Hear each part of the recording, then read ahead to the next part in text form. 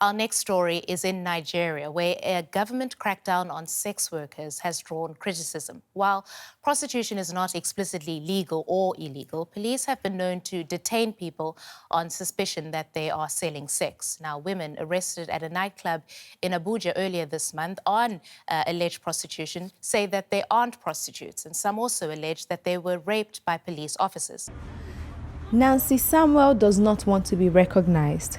She is one of 70 women recently arrested at a nightclub in Nigeria's capital, Abuja. They were accused of being sex workers. She says some police officers sexually assaulted them while they were in custody. Some policemen that day, they were pushing us into the coaster. Some of them were touching our breasts. Some of them were even putting hand into our vagina. It's very, very wrong. They are just busy abusing us. It's not right. Is this an isolated incident or is it more widespread in Nigeria, would you say?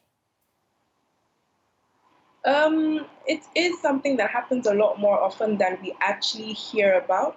And I think that's the point of what we're doing, Say Her Name, where there are a lot of incidences where there are unlawful arrests of women, especially in Abuja, but we don't get to hear about them because these guys don't have legal representations or access to people who can actually help them voice out what is going on. And they're women. People typically do not listen to women and women's cries in Nigeria. So it's something that happens a whole lot more, especially in Abuja. But I think this particular one caught people's attention because of the number. It was a very huge number of people. Right. So, yeah. These activists say that arresting only the women without arresting their male customers is an attack against women's rights in general. For crying out loud, what about the men that patronize us? Because if you are arresting only the people that sell sex, what about the people that patronize us? Because if they don't buy for us, we'll not be in the street and we'll sell sex.